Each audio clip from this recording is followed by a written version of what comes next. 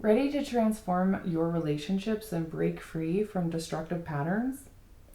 Join me on a journey of profound change as we unlock the secrets to building meaningful connections and bidding farewell to toxicity. By the end of this video, you'll have the tools to cultivate healthy, thriving relationships while learning how to gracefully exit destructive ones. Get ready to embrace a life filled with genuine connections, self-discovery, and emotional freedom.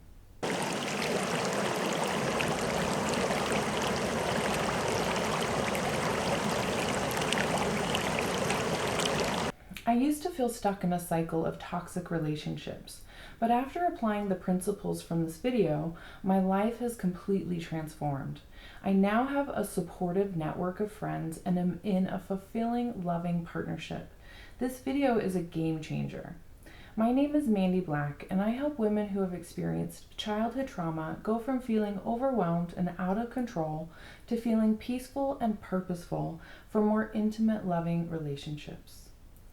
As a career hairstylist, I have been unintentionally helping women behind the chair for over 20 years. Due to my personal story of experiencing childhood trauma and my deep dedication for learning, I love to share the tools that have been so instrumental for me in creating a more fulfilling and peaceful life.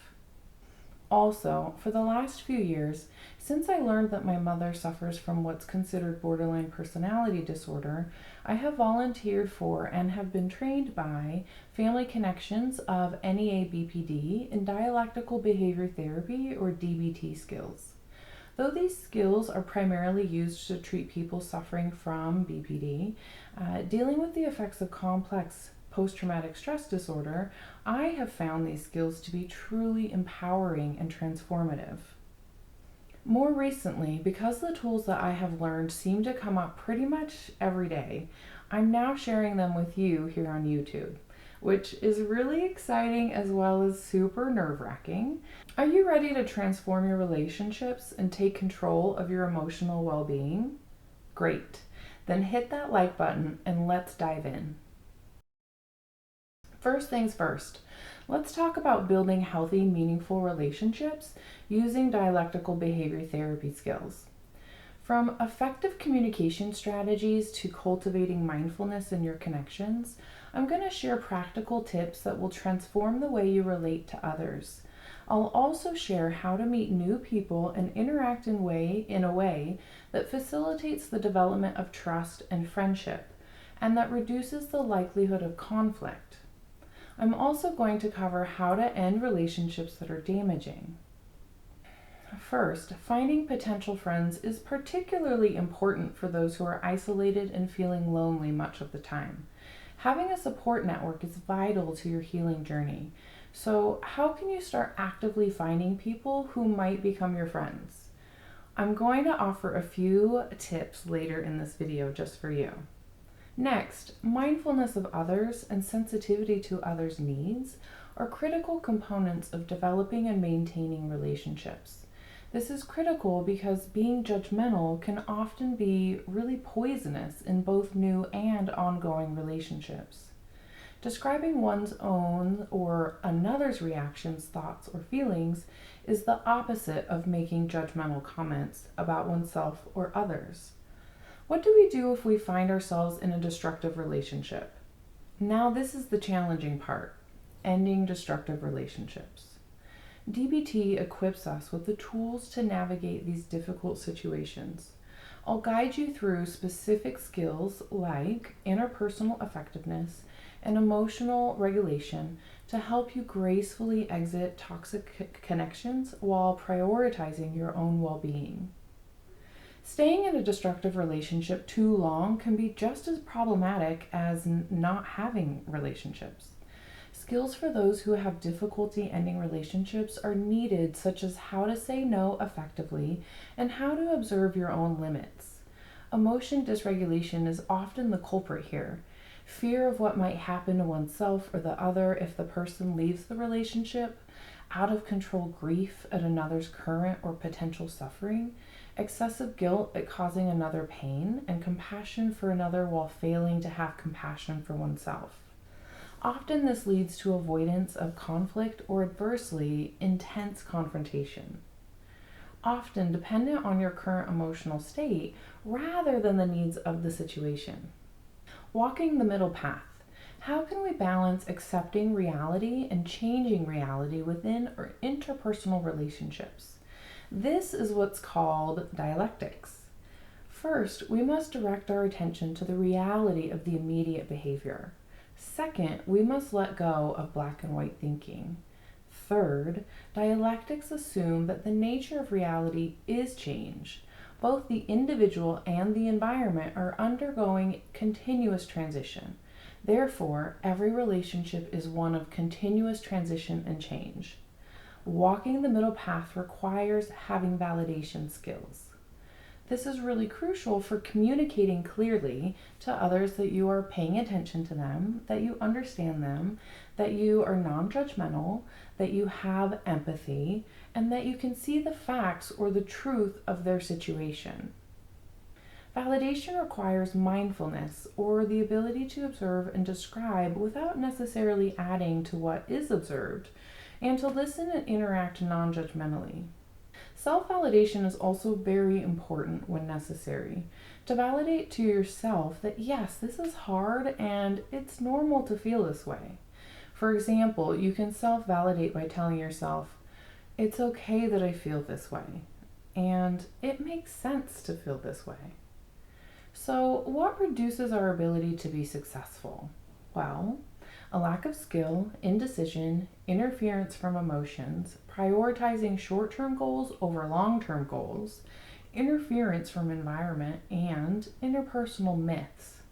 If you're interested in listening to how DBT skills transformed my life or my experience growing up with a borderline mom, I have other videos sharing that. If you're interested, you can find the links below in the description. That's just a little overview. I'm going to go into it a bit deeper, but first I want to share with you a little about my online course moving forward. You will have the tools and support to heal and create a life that is meaningful, safe, and fulfilling. This course combines education, skills, and support through practicing Ashtanga yoga, learning dialectical behavior therapy skills, and creating a supportive community. If you're interested in more information, please set up a call with me. I'll put the link below. There you can decide if the course sounds like a good fit for you. Or get your comprehensive guide on how to heal the effects of childhood trauma through yoga, DBT, and support. You'll find the link below in the description. Okay, so if you're feeling lonely or isolated, how can you find potential friends? Unfortunately, this does require some effort on your part. You'll need to create opportunities to meet other people. So what are some of the places that you could meet like-minded people? School, work, your favorite coffee shop, your local gym, a yoga studio? Those are just a few ideas. What about your hobbies or interests? Is there a way to attract new friends by participating in a group activity, like a continuing education course or an in-person class developing your favorite hobby? Then, when we find these people, we need to work on our conversation skills. Ask and respond to questions, make small talk, skillfully self-disclose, don't interrupt, learn things to talk about. If in a group setting, wait for a lull in the conversation and then ask if it's okay for you to join the group. We often like people we like that like us, so express your liking genuinely for the other person, but do it without sucking up.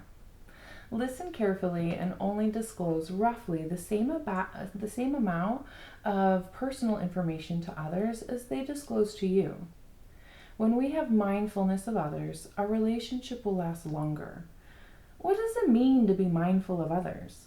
Well, observe, pay attention with interest and curiosity to others around you, stop multitasking, bring your full focus to the person that you're with, staying in the present rather than planning on what to say next. Let go of focusing on yourself and focus on others around you. Be open to new information about others. Understand that when people change, they are and can still be trustworthy. Notice judgmental thoughts about others and let them go. Give up the need to always be right. Replace your desire to be right with the desire to be effective. Use descriptive words to replace judgmental thoughts. Avoid assuming or interpreting what other people think about you without checking the facts, which is especially difficult for those who've experienced childhood trauma, as interpretation of others' actions becomes a safety mechanism for survival. Try to avoid questioning other people's motives and give others the benefit of the doubt. Start participating with others by throwing yourself into interactions. Go with the flow rather than trying to control the flow. Become one with the group activities and conversations. Skills for relationships include skills for doing these things: not letting hurts and problems build up, heading off problems right in the beginning, repairing relationships or ending them if necessary, resolving conflicts before they get overwhelming. How do we know when to take action or call it quits as far as ending destructive or interfering relationships? A destructive relationship has the quality of destroying either the quality of the relationship or aspects of yourself, such as your physical body and safety, your self-esteem or sense of integrity, your happiness, your peace of mind, or your caring for the other person. An interfering relationship is one that blocks or makes difficult your pursuing goals that are important to you, your ability to enjoy life and do things you like doing, your relationships with others, or the welfare of others that you love. So it's really important that we're not in our emotional mind when we decide to end a relationship. Wise mind is needed, blending both emotion mind with thinking mind. If you're emotionally charged, then take care of yourself. Offer yourself soothing rituals to regulate your nervous system. When you are back to baseline and have considered the situation thoughtfully is the best time to approach a difficult conversation. If the relationship is important and not destructive, then there is reason to hope that it can be improved. Try problem-solving skills to repair a difficult relationship. Remember that taking care of yourself first is vital to your well-being. Preparing yourself for difficult conversations is important for your success. So plan ahead and consider how you're going to respond to both positive and negative outcomes of the difficult conversation. Be direct in your messaging. The Dear Man, Give Fast interpersonal effectiveness skills are your blueprint to accomplishing this with confidence and effectiveness. If you want more information on that, then let me know in the comments below and I will make another video on that. Planning for self-care during this challenging time is important for your healing journey. Supporting yourself with healthy, effective coping strategies will offer you a sense of well-being. What are the factors that can reduce your interpersonal effectiveness? Well, lack of skill, indecision, interference from emotions, prioritizing short-term goals over long-term goals, interference from the environment, and interpersonal myths or cognitive distortions. So, what has been your biggest takeaway from this video so far? Will you please let me know in the comments? I would really appreciate it. If you're enjoying this and you want to learn more about how to create deeper connections, then please opt into my email list and you'll receive my weekly informational for transformational newsletter. You'll find the link below. How does walking the middle path help us in our interpersonal relationships? First, balancing opposites with understanding that two seemingly opposing ideas can coexist. Dialectics mean you can accept things as they are and still desire to put forth effort for change. Next, being able to validate both ourselves and others is important for finding balance in acceptance and change. We can validate truth, emotions, thoughts, and behaviors without necessarily agreeing with the other person. Validating skills improves our relationships by showing we are listening and understand. Growing up in or having to be in an invalidating environment can create a lot of inner turmoil. Learning how to self-validate is an important step in the healing process. Remember, you deserve healthy, uplifting relationships. It's time to take charge of your life and create a circle of positivity. If you're ready for change, then comment transform below. Don't forget to grab your free information for transformation guide. Link will be below.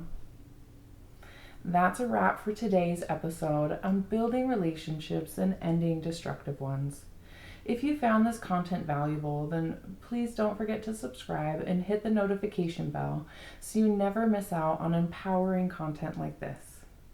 Remember, you have the power to shape your relationships and your life. Until next time, stay awesome and stay empowered. I'll see you in the next video.